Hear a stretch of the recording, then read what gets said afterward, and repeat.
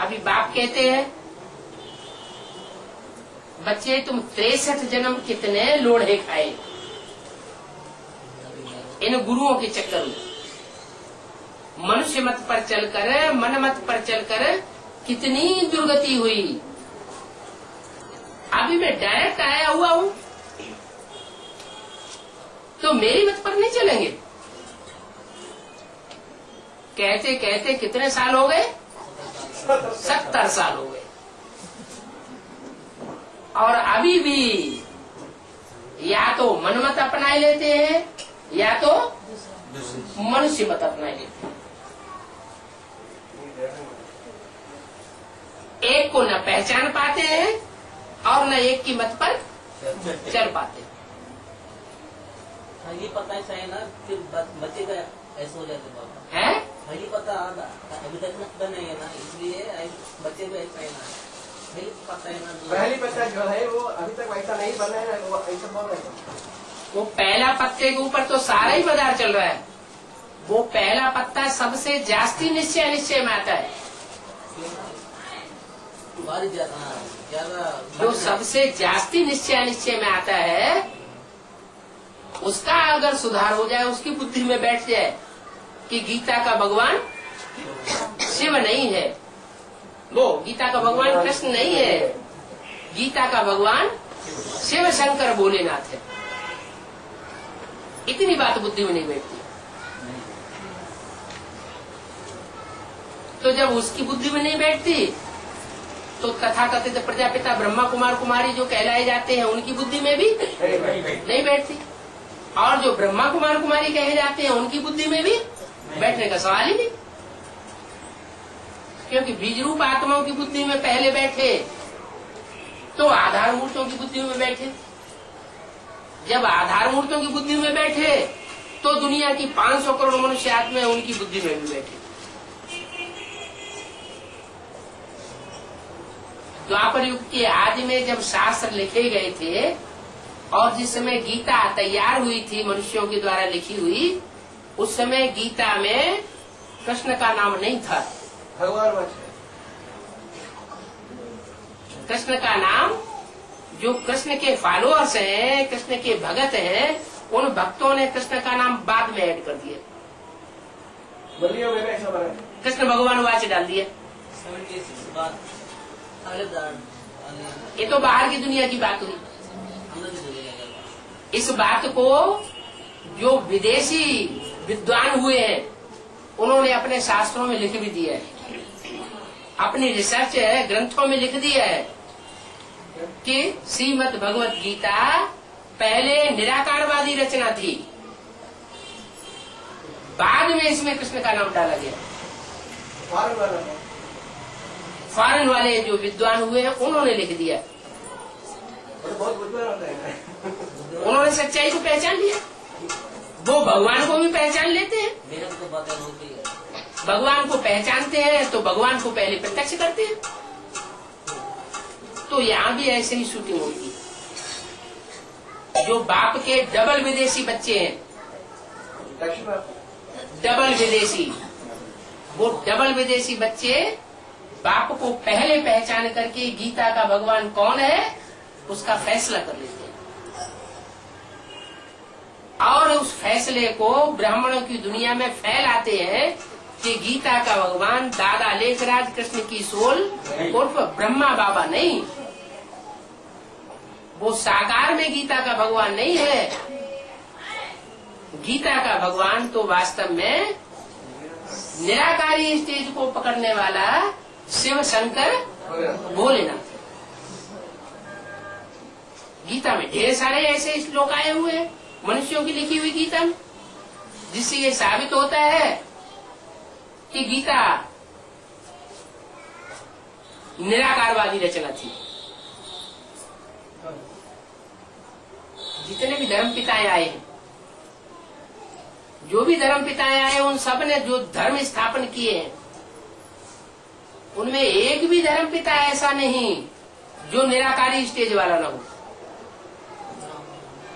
महात्मा बुद्ध के चेहरे को ध्यान से देखो,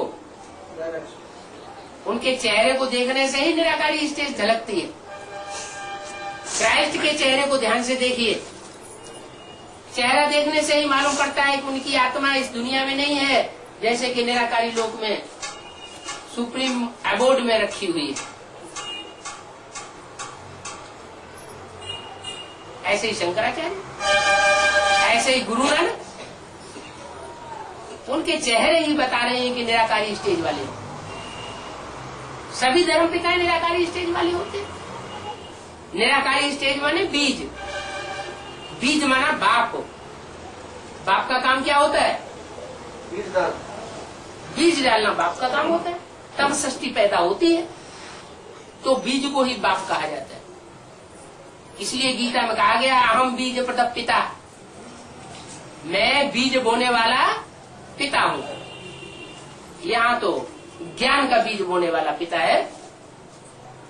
इस सृष्टि में ज्ञान का बीज कौन बोता है? असली ज्ञान कहा जाता है सच्चाई को। सच्चाई का असली ज्ञान सिवाय परमपिता परमात्मा के और कोई मनुष्य मात्र दे ही नहीं सकता। तो वो सच्चा बीज है, पहला बीज है सृष्टि का। और धर्म पिताएं तो नंबरवार बीज है। वो है सृष्टि का आदि बीज, सारी सृष्टि का पिता। वो अपने अपने धर्म के पिता हैं। और ये सभी धर्म और धर्मावलंबियों का पिता है, सारे विश्व का पिता। विश्व माना सारा संसार।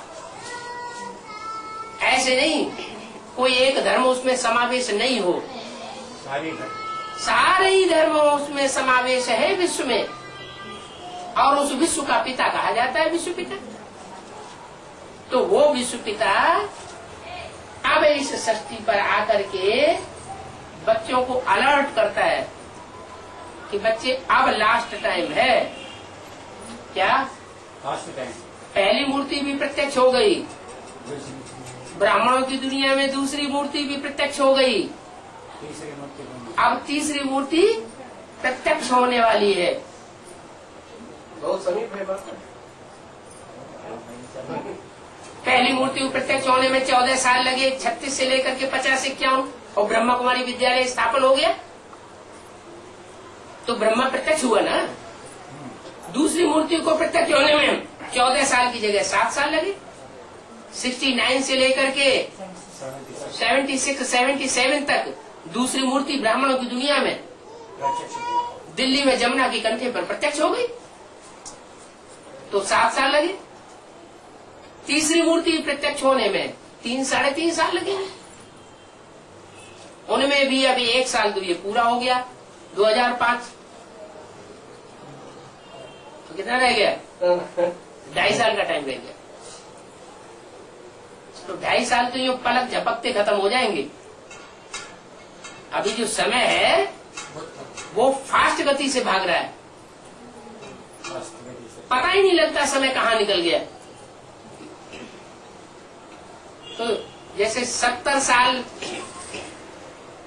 पलक झपकते भाग गए, तो 2.5 साल खत्म होने में कितना टाइम लगेगा?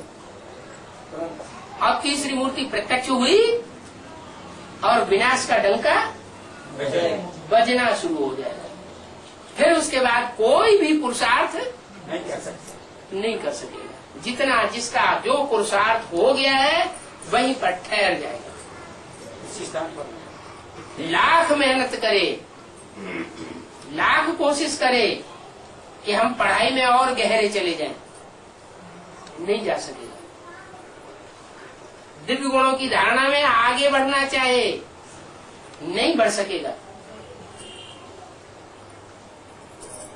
याद की यात्रा में और भी प्रैक्टिस करना चाहे, नहीं कर सकेगा। भाग दौड़ का टाइम आ जाएगा, सारी दुनिया में भगदड़ शुरू हो जाएगी।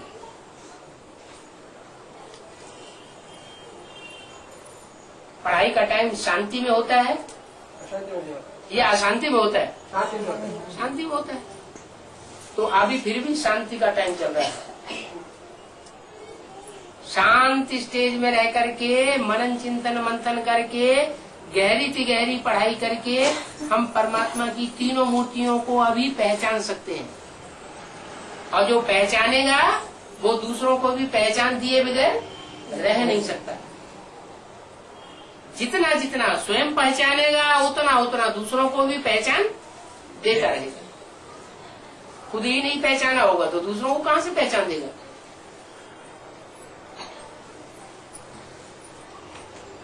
ओम शांति।